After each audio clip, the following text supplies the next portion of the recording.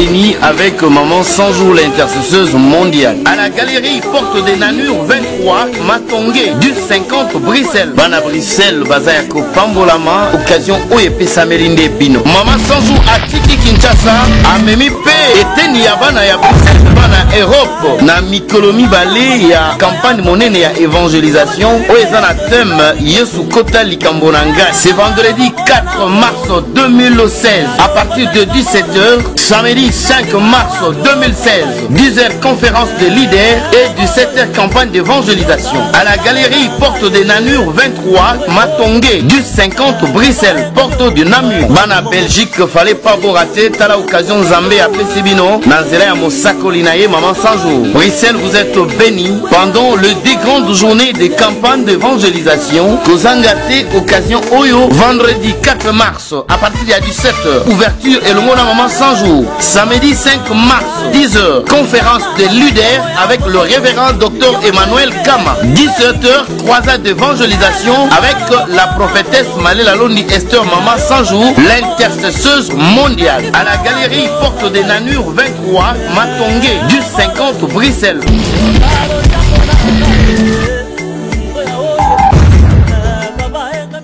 Bien voilà, chers amis internautes, nous sommes autour de la spot publicitaire en tous les canaux pour la chaîne d'Abino Congo Télévision.net, site où les messages à couper Sabino News. Événement est assez manquant. Événement en gros, nous allons à Bruxelles. C'est pourquoi aujourd'hui, une émission dans 45 minutes avec ce privilège là, vraiment le lot au lot. Yakoyama, privilège de honneur, Yakoyama, l'un de grands na Moussala Nzambe, l'apôtre Marc Londi, Otozana Awa, na résidence naïe, à ce plaît pour Yababiso, pour Alubela Biso, Oyodini, Kolo, Atchekatinaye, de la part concernant vraiment ces grands jours, ces grands événements Oyo, et Kozala, le 4 na le 5 na Bruxelles. Apôtre Marc Londi va parler, il parlera. Beaucoup, vraiment. C'est pourquoi moi, je n'aimerais pas qu'on monopolise parole parce que l'émission au privilège d'amis, il avait invité à Bisso, apôtre. Bonjour. Bonjour mon frère Eva. Merci vraiment apôtre Némoyer. Apôtre, avant de vraiment opérer sa commentaire concernant la grande croisade au Jésus et la Bino à Bruxelles, mais j'aimerais quand même te le voir. Pourquoi est-ce que aujourd'hui, l'apôtre Marc Londi a dit vraiment que non, croisade dans la SM à Bruxelles. Merci d'abord na pesi mbote lisusu na bandeko nyonso bana nzambe na pesi pe mbote pa bandeko na biso oyo nanu bayebi nzambe te po Yesu atindi biso bolingo. Na pesi bango mbote po naza na souci bango pe ba se rallier na molongo na biso ya libota ya bana na nzambe. Je m'excuse. C'est vrai, Yesu a pesi biso mission à lobby, aller partout dans le monde, faites de tous mes disciples. Webi biso to sa musala nzambe a mboka na biso. Et depuis un certain temps, bato babanda kopesa biso pe invitation kende côté à Sangomala mona libanda. Maman lobaka na ngai avant aben bindima kende libanda ifonana te na Bakongo na Bandundu. Alors par la grâce de Dieu il s'est fait que to kokisa maloba oya pesa nzambe. Tout ça la croisade moko na Bakongo na terrain d'Amar. Na mvula euti koleka et na mois de juin il y a année passée tozalaki na Bandunduville et pas autre qui n'ont été à Saint-Malam. Nous n'avions personne là-bas. Tokindeka biso moko na équipe à 36 personnes. To louer ba hôtel, ba chambre hôtel pour na ko loger. Ba sali je m'excuse auto kindeki na bango. Donc moni ko uta Kinshasa tina Bandunduville boki côté à Sangomalamu. esika oyo po biso ntango nyonso te ya sango malamu tosalaka yango kaka na intérêt moko ya koganye baame mpe pour la gloire de Jésus-Christ de Nazareth oyo aza maître na biso. Tokendaki bandundu frère Eva tosali mosala na mboka oyo toa na muntu te epai bato ya kosambela bazali ndambu baoyo mpe balingi kosambela te baza mpe ebele et même ba église oyo eza na bandundu donc caractère na bapasteur attitude eza ndenge mosusu eza na bandundu ville. Tokendaki ezalaki na bitumba makasi frère Eva todepensaki misolo ya biso moko tosalaki nyonso na mokeo nzambe asopesaka biso po toteya sango malamu e toteyaki bato bayambaki Yesu bato batiki bakisi mpe tolakisaki bango bakende na baeglise oyo ezalaki parce que tozwaki nano conviction to etinga na nzambe tosala église sur place te ti lelo bato ya bandundu babengaka biso croisade toutaki kozala nango la fois passée bato ya bandundu baye le 31 décembre bato ya bandundu baye na veille alors moni ezalaki esengo nde nsima yango mosakoli alobi nono sikoyo tokoki kokende bisika nyonso mpe etikali lisusu na baprovince mosusu oyo aza na susi na motema ye fo tokende toteya sango malamu mpe tokokende yango voilà esepelisaki nkolo lokola azalaka maître ya temps mpe ya circonstance. La fois dernière, na mois de novembre, tozalaki na église la assemblée la sanctification et pas ya révérend Billy Henri Billy na Allemagne na Wuppertal kuna na Allemagne. Tozalaki na église la volonté de Dieu et pas ya révérend Francis Lola et tant aussi lisai kuna ba invitation monsieur yaki mais tant on a biso créé tozonga toyaki muke na Belgique nde toyaki ozonga Kinshasa. Alors tango toye kozonga eza na révérend pasteur Emmanuel Kama, c'est un docteur et un ministère ye aza moko ya basala nzambe ya République démocratique du Congo oyo aza vraiment mutu munene na makambo ya nzambe. Docteur Emmanuel Kama a formé bato ebele, excusez-moi, a formé basala nzambe ebele. Et docteur Emmanuel Kama aza moko ya basali ya nzambe oyo biso tolingaka topesaka respect mingi tohonoraka. Yebi ke lelo makambo église eza na ba problème ebele partout na monde parce que tokomi na temps ya fin. Eza pena mutu akozala na ifo koyeba aza nani. Et docteur Emmanuel Kama aza mutu pa yebi ministère surtout ya mama 100 jours. Ayebi likabo nzambe atia na kati ya mama. Aza moto biso za na respect mingi mais apesi biso confiance andimaka lotomo na biso andimaka likabo nzamba tikata biso pona ko gagner milimo pe ko édifier église. Voilà, eza docteur Emmanuel Kama que je salue oyo aza ko évoluer kuna na mboka Belgique précisément à Bruxelles yende a organiser misala oya mikolo mibale en collaboration na couple Nabiso, to ministère Nabiso. Donc, déjà, on a quelque chose de la croisade samedi le 27 février, na stade Vélodrome Yakitambo. Tant que aussi ça samedi, dimanche, le 28, lundi le 29, na kanisi, jeudi, il y a semaine, on a déjà la 4 à Bruxelles. Et vendredi, le 4 mars, nde tokubanda musala wana donc tokei parce que yesu atindi biso tokende bisika nyonso eza na bato bayebi nzambe oyo baza mpe na posa édification na liloba oyo nzambe ya kotia kati na ngai to kati na mama e eza mpe na bato oyo bayebi nzambe te peut-être na mikolo mibale nde ndeko moko akozwa mpe privilège to akozwa droit to accès ya kozwa nzela ya bokonzi ya likolo. Donc voilà, eza mosala o nzambe nde alingi ezala na ntango wana na nzela ya mosali na nzambe Dr Emmanuel Kama. Voilà, biso lokola ba esclave ya Jésus tozokende ko accomplir devoir ya tata ndenge bokende bisika nyonso bote ya sango malamu. Il y a eu 2 grandes journées de croisade d'évangélisation avec Maman 100 jours, Maman Malela Londi. Maman 100 jours comme il m'appelait l'autre, mais ça va couper une bon. Et vous avez bon à Bruxelles. Bruxelles, vous allez capitale à la Belgique. Et vous allez vendredi 4 mars, le samedi 5 mars également. Et vous allez précisément à 17h au Bibi la Porto Binomo, vous avez un colo heure. Donc vous respectez toujours heure. Alors on a Macabo Nanzam de paix, respect la heure des animaux au samedi à 10h, et vous allez avoir une conférence des leaders. Quand on parle de la conférence des leaders, j'espère que vous comprenez bien. Et vous avez la conférence des leaders, pardon, et vous avez dirigé l'apôtre Kama Emmanuel Oyo.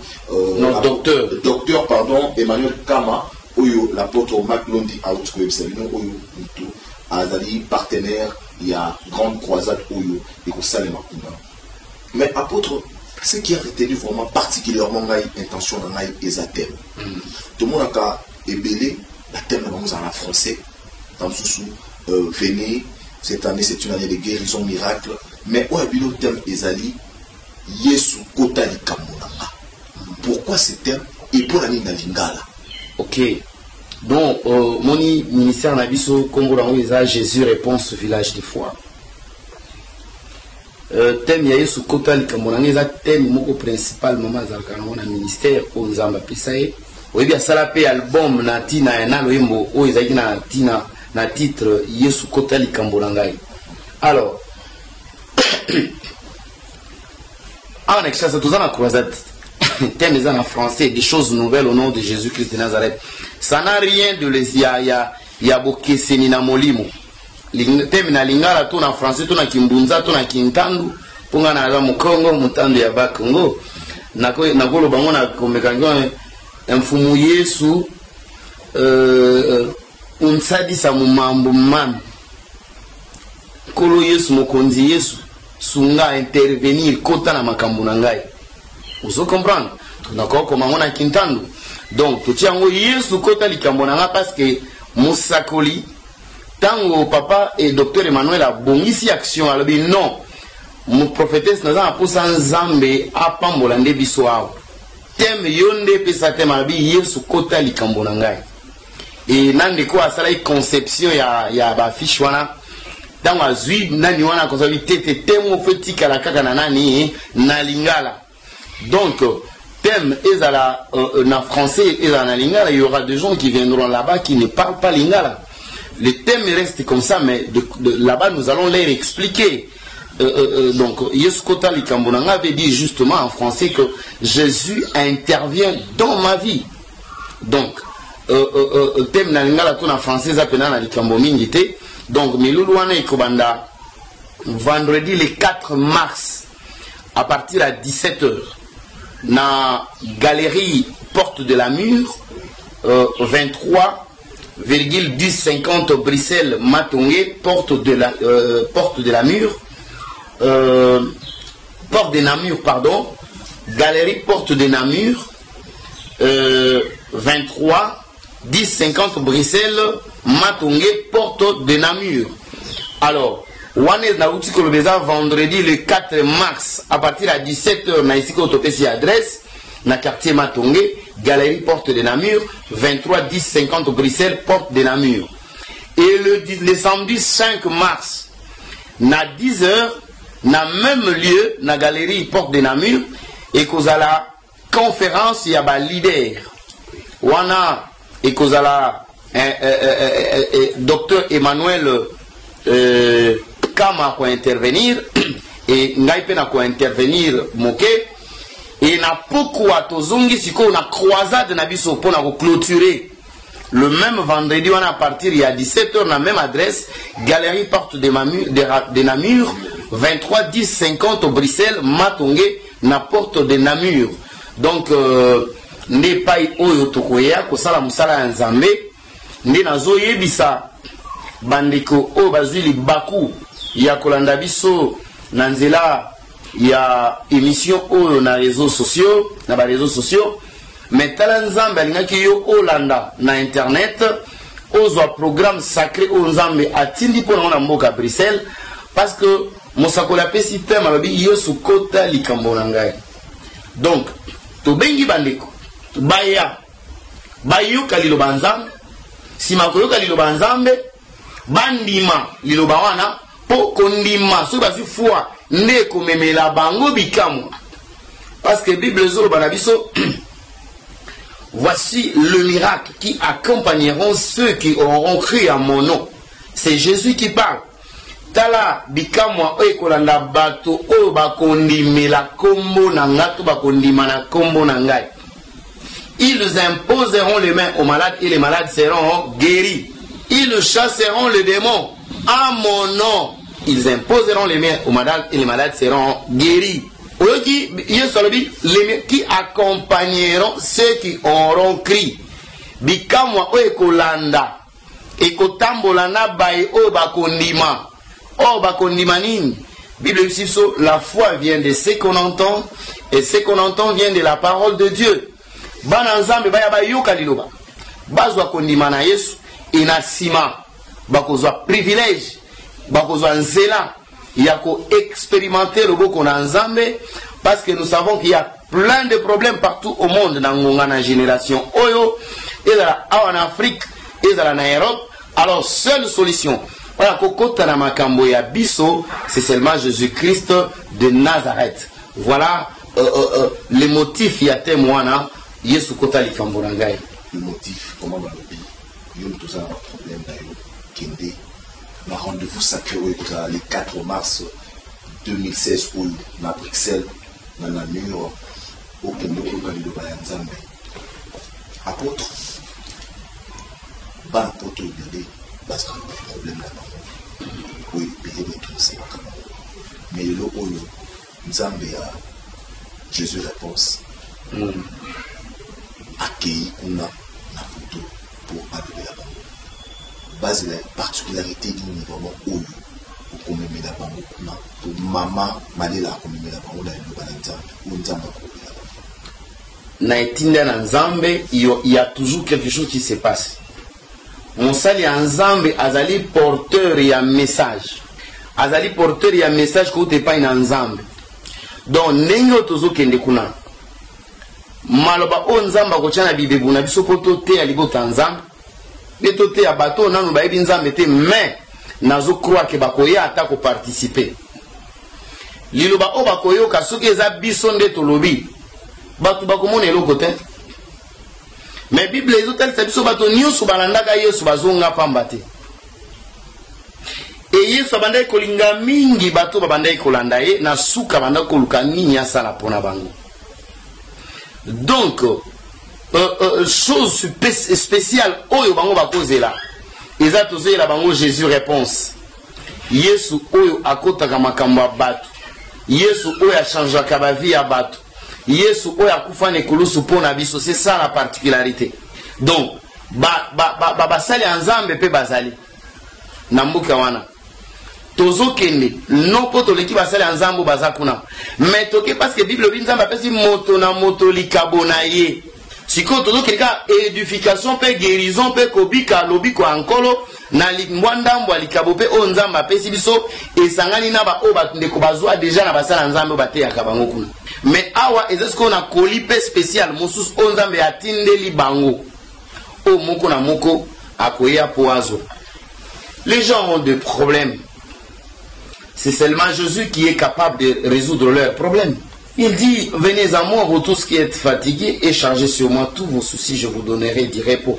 Or, pour charger les soucis en Christ, chez Jésus, nous devons d'abord comprendre qui est-ce qu'il est.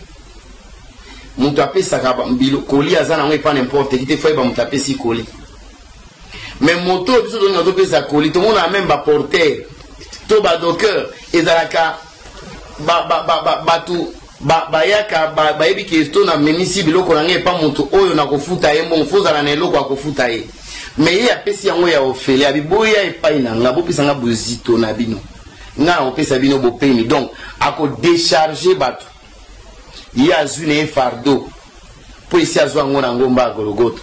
Je vais dire à un frère, je vais dire à une sœur qui me suivent, pardon. Mais bien aimé, Sotangi Ecclésiaste chapitre 8 verset 12, Bible lobby. Ata ete mutu amabe abakisi mikolo na ye mbala mokama. Salomon azoloba nazo sosola ete bomengo ezande epa ya bato bazana nzambe pe babangaka nzambe. Kozanga Yesu na vie ezali kama grave na sena moi oyo. Vous savez, moi j'ai toujours dit, l'autre fois j'ai partagé avec les amis, les pasteurs là-bas, moi je dis, j'ai constaté que l'extérieur de nos pays, de nos nations, ou bien mundele mbuka mundele eza pharaon intellectuel.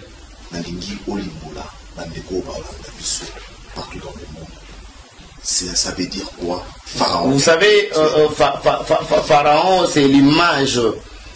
Il y a roi oyo abandaki konio ko la peuple à Israël n'esclavagisme ando ke la bango mawati ana amonisa bango pasi nyonso bana Israël bandeki ko sala na mutuki na bango ezalaki apona Egypte batongisi bango ba statue ba construction ndenge ba construction beleza na Egypte lelo oyo eza objet ya tourisme. Eza baumbu batonga bana nzambe banyokwama peuple nzambe nyokwama nyonso wana ba Israélite bakoye kosala bakoye kobima na libanda ya Egypte te fotika. Et même mukolo bazobima Pharaon isi bango bozwa bana na bino na basi na bokende bobima na mboka oyo babimi bakende na bomengo te. Nyonso basala ba immeuble batongi tikala ya Egypte. Nasali constat. Nazingolu ya komona quelques pays ya Afrique. Nazingolu ya komona pe mboka ngo ya mundele. Na balancer na tali na ndenge nazovanda na mboka na ngai Congo. Na remarqué que partout et pas bande qu'on a biso bazali mbongo nyonso bazo sala ezana ba calcul donc bien carré. Donc nyonso bazo sala c'est difficile ba bimana yango na mboka mundele. Batu oyo babimi na mboka mundele ba a bazo tonga. Soki olandi ba vi na bango okobeta libako. Batu bazo vivre na lokuta. Tellement système mondele zoni okola bango bato bazosala musala makasi mais mbongo bazozwa et permettre bango futa loyer facture facture assurance. Les gens, nos frères vivent dans des factures, dans des taxes, c'est vrai. Taxes ne pas connaître les autres, mais oui, ils n'ont pas coupé et il faut permettre mon toupé à vivre. Alors, batu bazo sala mingi, mbongo nyonso basala c'est difficile ba bimanango. Namoni eza difficile moto à économiser même mbongo à 5 000 €. Batu bazo travailler mingi bande kona biso, c'est vrai. Bible lobi, celui qui ne veut pas travailler ne mange pas non plus. Mais Bible zolo ba na psaume 127 verset 2. Oyebi ke Nzambe apambola bana na ye. Nzambe apesa bana na ye. Na butu tanto lala a planifier nyonso. Mais comment na bande kona biso moi mtasali 10 ans pour ba pesa ta mukanda problème. Mbongo nyonso bazo sala ba facture mutu azokinde sa na mukanda ya mutu. Donc batu baza à l'aise te. Ozo sosola. Mbongo Balobi dans Psaume chapitre 127 verset 2. Je lis au nom de Jésus. En vain, vous vous levez vous matin, vous couchez-vous tard et mangez-vous le pain de douleur. Il en donne autant ses bien-aimés pendant leur sommeil. Ezana bana nzambe makambo na zolo baba yebi oyo bazana poto wana me pasio batumusu ba mona ba mona ngote. Nzambe abongiseli bango quelle que soit la condition ya mundele ki pharaon wana. Nzamba tie bana na ye na position oyo ezaki moyen loi ya mundele mboka mundele saka na bango ezati bazofuta ba facture pe baza malamu. Pamba te nzamba apambola bana tant to lali akufungolelo bikuke. Mais je vous dis au komona na Europe divorce c'est facile, très facile au cas likamususu. Bato bazo sala mabala ya contrat. Au mona mutu akabwani na mobali na 5e étage. Akoti libala na 4e étage. Si mabazo mata na ascenseur bango bakutani do mutabimi libala na 5e akoti. Donc makambo mo ozomona ezola comme le roi Sodome et Gomorrhe ni les ba condition mindele ba cheli batu. Yango wana nga za ko encourager bandiko na biso baza na Europe, to na États-Unis, na Amérique pardon, na Océanie, na Asie, na Amérique du Nord, bo continuer bozala tokolemba te foto kende partout poto ebi nzamba pambola bana ne bisika no sabi bipai makolo na bino ekonyatanga na opesa binongo. C'est ce que nous souhaitons. Nous voulons que nos frères au bazo vivre na bambuka au mundela zoni okola batu. Maintenant nzambe bazo possession ya bambuka na ba donner ya ba vie sociale na bango ya vie na bango nyonso sur tout le plan échanger. Nzamba za capable ya kosala ngo. Makambo nazote ya bano ya nzambe bazana na bambuka wana. O batambola wana nzambe bazo vivre na kinya ata ba facture za me nzamba fungulele ba ona lolingo moye ba sentir pas wana kimoumbu wana ezate. C'est dans ce sens là ngana lobaka bambuka na ba paeza pharaon intellectuel basala ba calcul nyonso bien ndinga ata ba futu 3000 euros neni ba benda yo ango ezongi so epana bango donc bato basala ndeti ba umbu bazo salela kaka bango ya motito continuer vraiment Jésus kota likambo na oyo boyo ki ba expliquer le pharaon Yesu kota likambo na oyo j'aimerais assez que tous on maintenant na ngambo régie kuna to pe vraiment muke na spot publicitaire au boto ko na elana susu junior le modifier là-dessus. Bruxelles béni avec maman 100 jours l'intercesseuse mondiale. À la galerie Porte des Namur 23, Matongé, du 50 Bruxelles. Bana Bruxelles, Bazayako Pambolama, occasion Oyepe Samelinde Pino. Maman 100 jours à Tiki Kinshasa, à Memi P, et Teni Yabana ya Bruxelles, Bana Europe. Na Mikolomi Balé, ya campagne monnaie ya évangélisation. Oezana thème, Yesu Kota Likambonanga. C'est vendredi 4 mars 2016, à partir de 17h. Samedi 5 mars 2016, 10h conférence de leaders et 17h campagne d'évangélisation. À la galerie Porte des Namur 23, Matongé, du 50 Bruxelles, Porte du Namur. Bana Belgique, fallait pas vous rater, t'as l'occasion Zambé à Pesibino, Nanzela à Mosakolinaye, maman 100 jours. Bruxelles, vous êtes bénis pendant le 10 grandes journées de campagne d'évangélisation. Kozangate, occasion Oyo, vendredi 4 mars, à partir de 17h. Ouverture et le mot de maman 100 jours. Samedi 5 mars, 10h, conférence de leaders avec le révérend docteur Emmanuel Kama. 17h, croisade d'évangélisation avec la prophétesse Malela Londi Esther Maman 100 jours, l'intercesseuse mondiale. À la galerie Porte des Namur 23, Matongé, du 50 Bruxelles.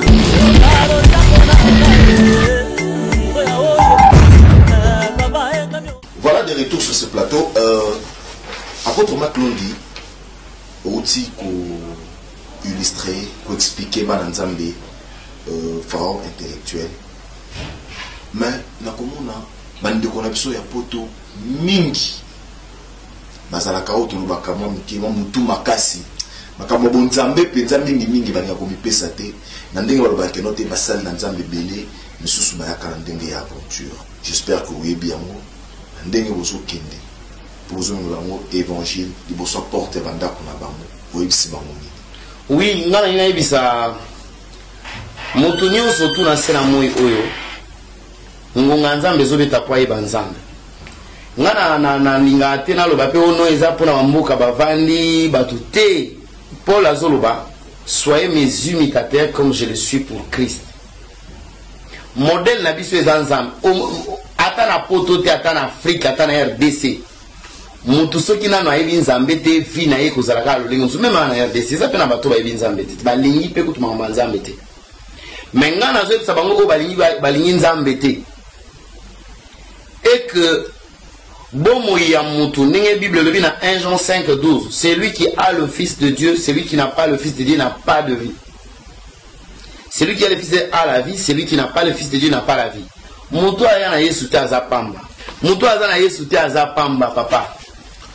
Yesu azali okozala pe na mbongo mozana Yesu mozana mbongo zangi Yesu za mobola ya suka babola oyo ya pasi ya suka oyo baza bato ya koniokwama ezali bato oyo baza na mbongo me bayebi nzambe te. Bato ya bozwi ya solo eza bato oyo mokili ezomona bango babola me baza na Yesu. To bato oyo baza na Yesu pe baza na mbongo nde bato baza na bozwi ya solo. Pona nini? Yoka makambo Bible lobi na Ecclésiaste chapitre 8 verset 12 natangi yango rapidement na kombo na Yesu. Crois que le pécheur fasse 100 fois le mal et qu'il persévère longtemps, virgule, je sais aussi que le bonheur est pour ceux qui craignent Dieu, virgule, parce qu'ils ont de la crainte devant lui. Sans Christ, nous avons un bonheur. Ata za mbungu ata la bilamba ata griffe za top modèle. Griffe surtout ebini ya zanango. Vous savez papa, Bible zo lo banabiso pour la senga bandeko boko mana renouvellement ya intelligence. Azo rappeler ba on li lo banzambo bato bayokaki. Dites-moi mutu ebi nzambe te. Mutu azana bilamba na pamboli nzambe na kendaki esika moko na kenda otande ko mwa aza malade na kuti ndeko na biso moko aza na poto mais pas na kendaki na kuti lopango nani na encourager aza na Bruxelles moyen na temps communiste nga bi mais non c'est bien ndenge lopango neza na terrain azali atonga déjà mwanda kumsusu wana mende na tali terrain wana na mayelo nga sineba mama ya kotonga donc akotonga étage mon place nga bi bravo. Na azana poto mais wanda on est en Kinshasa, le pan on est en Kinshasa. Vous savez il y a des gens au balata ga babilamba ya ba 8000 €. Ba blouson ya ba 12500 €. Chaussures ya ba 5000 €. Cravate à pamba. Mais ce qui a lati yango akie na butu alongoli. Aokendola la moyala la na sapato ezaki. Wana Bible zo bengango intelligence obscurcie. Si construit une intelligence renouvelée. Est-ce que vous avez un terrain à 5000 €? Nazalaki na mwana mongo na Belgique. Na ebisi etala tika mama bilamba. Bilamba o somba o dépenser ba 5000 €. Luka yebisa ba famille na ngaite. Balu kilo terrain aux Européens. Na révolta ki makambo na bandai ko yebisa. Tant na zongi ya zobenga na bitinda mbonde pa ba famille na yo. Balu kana quartier bo na quartier bo na quartier ba ki azubazu le terrain. Na jolie cité ya. Mais na elamba ya 5000 €. Na mabela azui 25 sur 30. Apôtre ya mona na likanisi o ya malamu o yo sui ya osuna ndeko o. Mais et ali na basala nzambe kususu. Basala kala ya mote. A préféré ye azo ya. Likanisi wana e la kunde. Non, biso za basala nzambe. On a zolo batozo ya le 4 na Bruxelles le 4 na le 5 wana na galerie porte de Namur 23 10 50 Bruxelles matonné la porte de Namur. Tozo yana temo Yesu kota likambo na tolingi batu ba se révolter batu ba longwa na futilité. Batu ba na ko rêver grand. Batu na baninga o bazana poto. O ba komo ya Kinshasa bazotonga. Ba eko sosola. Alléluia. Mais en dehors de tout ça, mais déjà ba récupérer. Si quoi en dehors de tout ça, batu ba zala na nzambe po ata batona pe ata muto ya tongi immeuble ata mesoka za na Yesu ta za na bomengo te. Pombo nga zozula ngwa azu ngwa patonya wana lolengeni. Mais na muto ki ke batu na bande ko na poto bazo sala mbongo na pasi. Na Kinshasa obi ke muto ko kabelo 50 $ facilement. Mais na poto so mutape so 50 € alingio. Mais na ningi bande ko na ngai. Eza na Yesu moko apambola ka sala makambo minene. To yamba Yesu to mipesa na Yesu to longa na distraction po sima ata Yesu azongite mais liwa ikoki kozwa biso soki liwa ezo Bible lobi après la mort viendra le jugement okozala wapi okosamba nini liboso nzambe okolatisa nzambe nzoto bilamba nyonso okozwa basi nyonso apoto okokota mabala o changer oyo ndeko vine ezokende na distraction. Il est temps pour que bato basosola bandima Yesu lokola mokonzi pe mbix bavi ya bato échanger botambola na bomoi opotam tozola moka mikolo ezokende bompakeza koya seule chose ekopeso mayile o mokile pe mela ezali lo banzambe oyo biso dote ya sango malamu totangi ba classe papa tosali pe ba misala professionnel o epambola ki biso pe mais lokola tobandaki nzambe na kibolenge tosali pe tozosalelaka na nzambe. Il était temps pour nous totikala kaka na évangile mais bino nyonso bokoya na évangile te oyambi nyonso lokola nkolo pe mobikisi mon frère ma soeur mais ozosala mosala faut qu'il y ait les gens qui prêchent la parole de Dieu et aussi les autres qui travaillent pour construire les églises, pour faire avancer le royaume céleste avec leurs moyens. Yangwana bandeko na biso bozana Hollande, bozana Allemagne, bozana France, bozana Autriche, bozana na Hongrie, bozana ba mboka ebele o boyebeza na Europe, to bozana Grande-Bretagne, okoki koya na Paris, na Belgique, na Bruxelles, pour la Mikolo Omi Baleza le 4 mars, puis le 5 mars. À partir de 17h vendredi, le 4 mars, na Galerie Porte de Namur, 23 10 50, na Bruxelles, na Matongé. Et puis, voilà vendredi, samedi, na 10h, na même adresse, na Otikopesa, na Tongo, na 10h, on a conférence, il y a des leaders. Papa, il y a tout partagé par expérience. Maman na conseiller yo oza maman ndoza na ministère papa yo o bandi ko sala olandi le ministère ya maman yaka toka bola ba expérience nzamba tomboli bino ja leadership. Quel est le secret pour que maman sans jour na mobali na apôtre Macloni ba évoluer peut ba réussir na ministère boya to partager ba expérience pour to simba na biso nyoso musala nzambe kene liboso.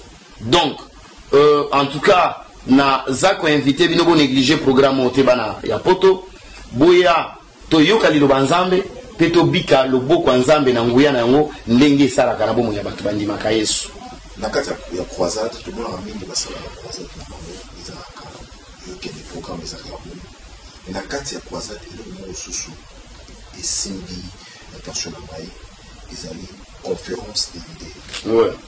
Pourquoi cette conférence des leaders et likanisi wana eutwa pia oluka osangisa balidere oyo bakozala mpona bosola échange oyo bokosala mpona bozala bible lobi oyo baza makasi balendisa bamosusu elingi oloba nini ndeti boye nga naza na bainvitation ya bandeko mo baorganize concert conférence moko ya basali toa na action mais na programme fona kinde 2 jours eza na nani na Mombele fona kinde 2 jours avant samedi yabo poni naza posana ki nena yoka expérience ya baninga mususu donc o bango ba yebi eza makasi o bazu o ngana yebi te eza faiblesse siko bango na o ba yebi fo ba yebi sanga ponga pena zo makasi na lingi sama eza ko pesa na loboko ko partager ba expérience pour que na biso na bango to réussite to kende liboso.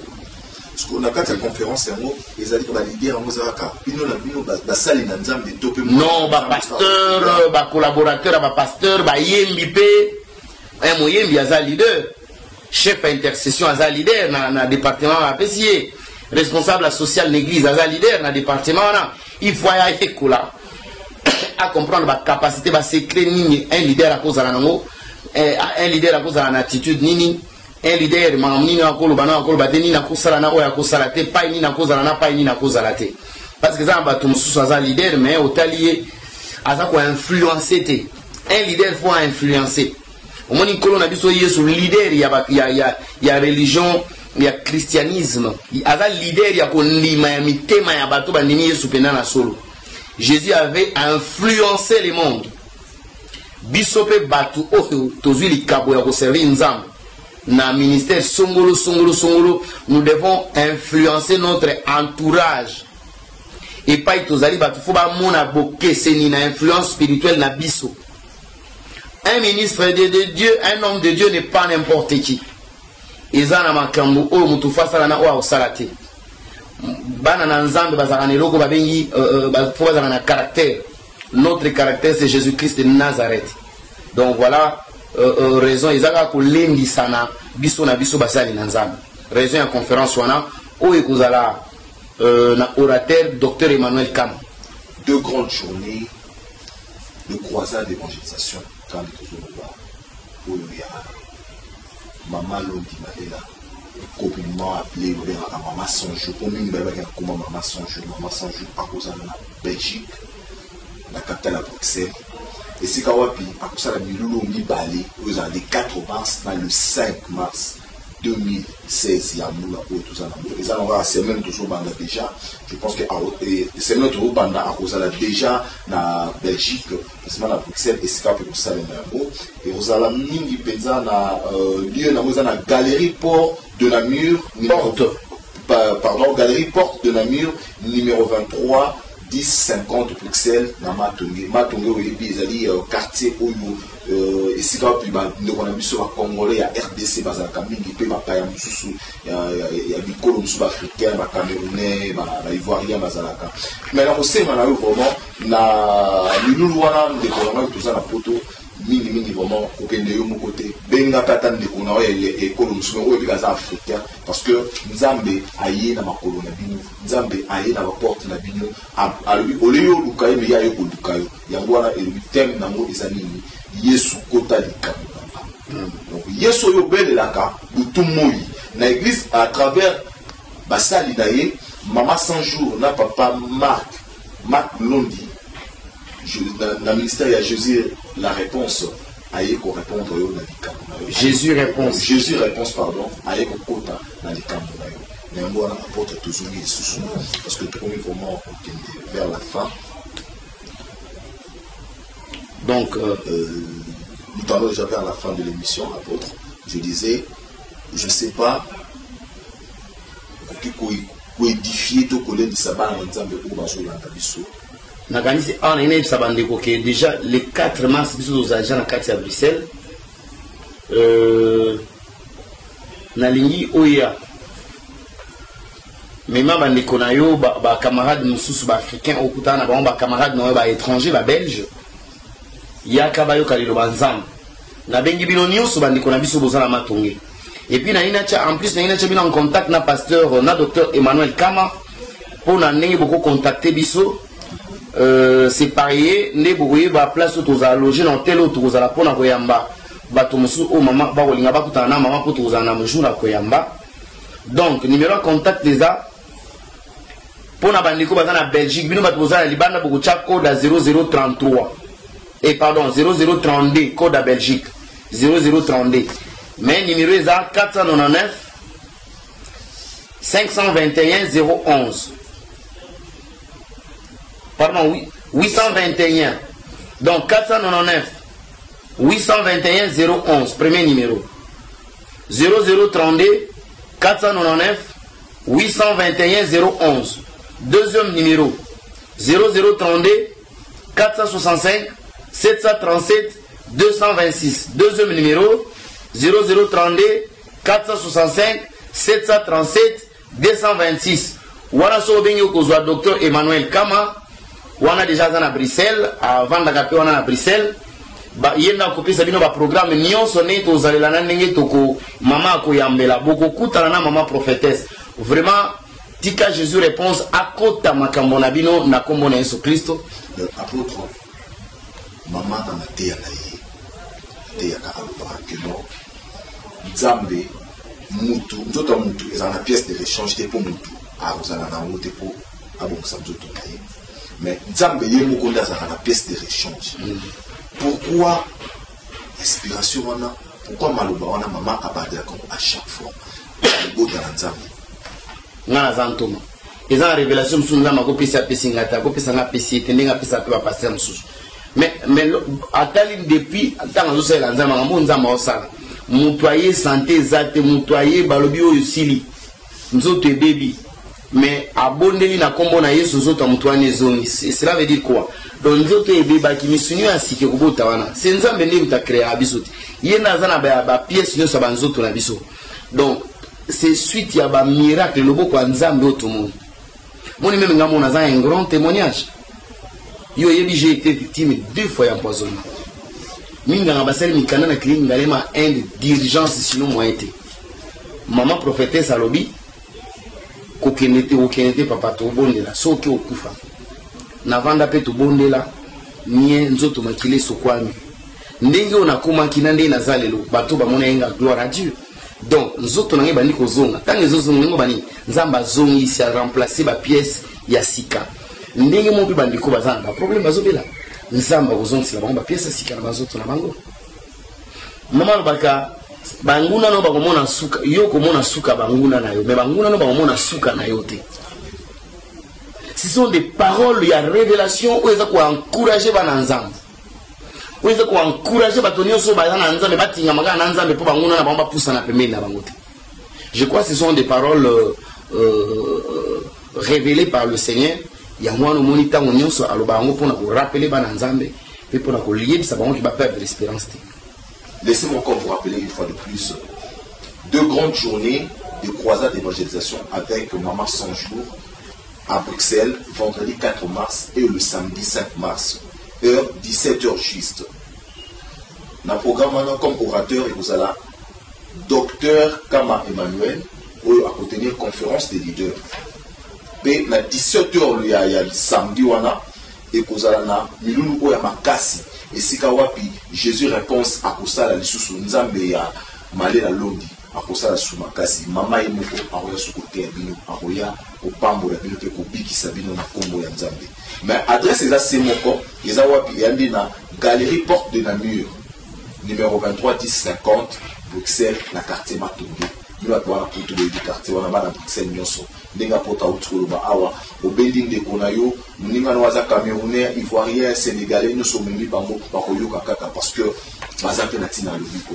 Mais kasi contact avant que on va comme à la photo contact des assemblées pour contacter bateau bazar pour le bureau et salam salam ezali 499 821 011. Je répète 499 821 011 ou autrement 499 821 011.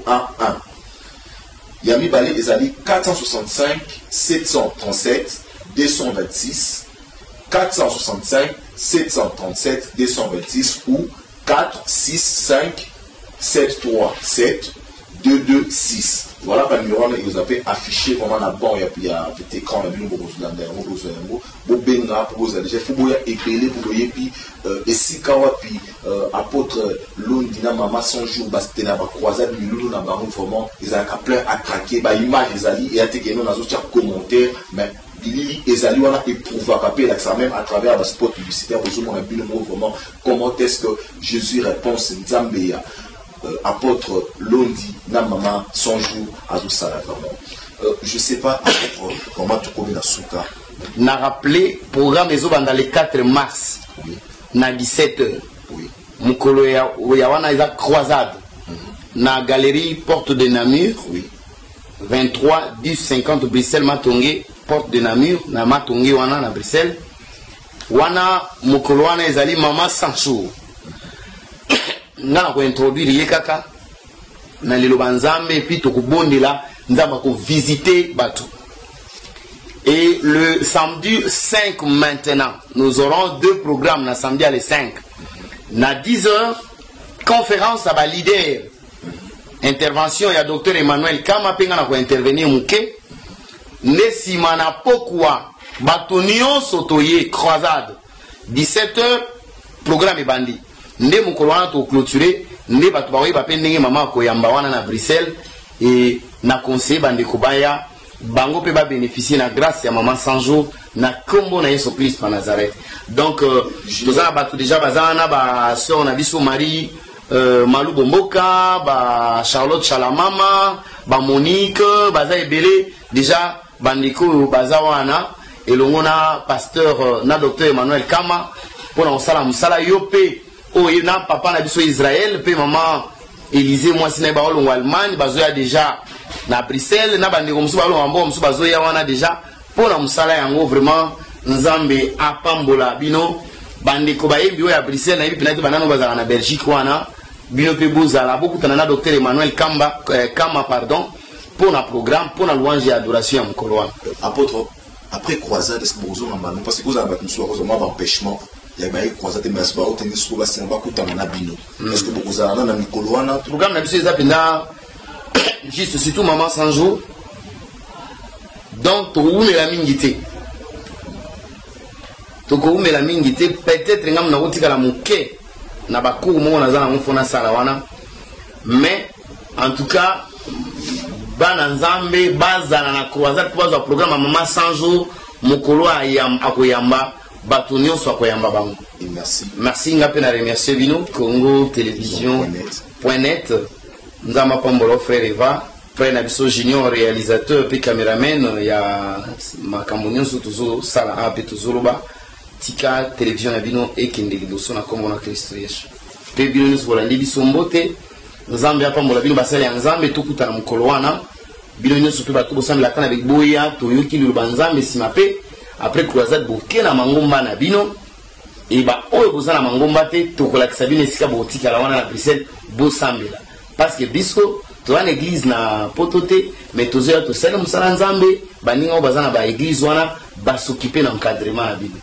Voilà, chers amis internautes, vraiment c'est par ici que tout terme dans l'émission d'Abissou Adelo. Je répète encore pour la meilleure audition d'Abino, pour la temps justement pour l'émission 2 grandes journées de croisade d'évangélisation avec Maman 100 jours, Maman Malela, Maman 100 jours à Rosana Bruxelles, Bongo et Rosalandé, vendredi 4 mars, la samedi 5 mars 2016, Oyo. Et vous allez na galerie Porte de Namur numéro 23 10 na Matongé et si kawa peut retenir vraiment qu'on croisade dans la Makassi et bon la carte à croisade dans le programme des amis balé vendredi et aux années maman et mon comme toi roté à côté on a introduit bien sûr les gars pour retrouver pareil après maman roté il y a des amis comme c'est délai parce que à ça là déjà na maman 100 jours.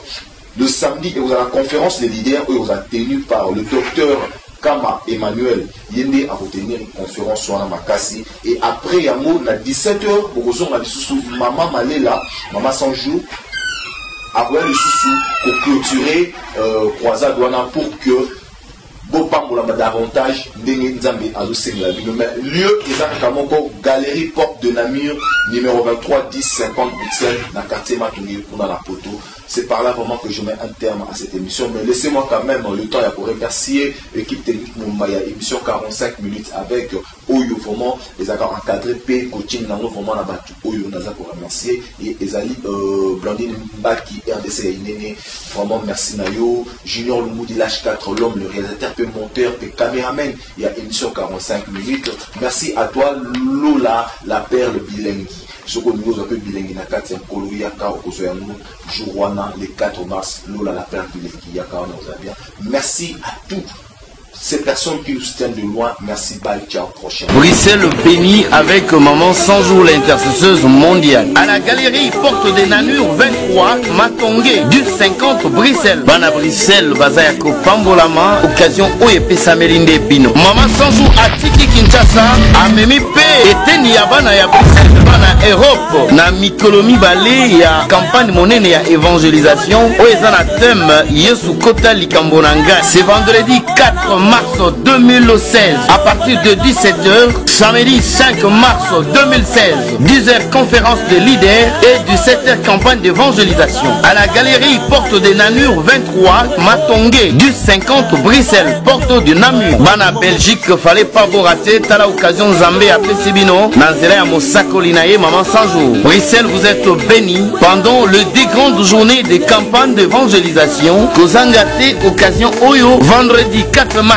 à partir de 17h. Ouverture et le mot maman 100 jours. Samedi 5 mars, 10h. Conférence de leaders avec le révérend docteur Emmanuel Kama. 17h, croisade d'évangélisation avec la prophétesse Malela Londi Esther Maman 100 jours, l'intercesseuse mondiale. À la galerie Porte des Nanures 23, Matongé du 50 Bruxelles.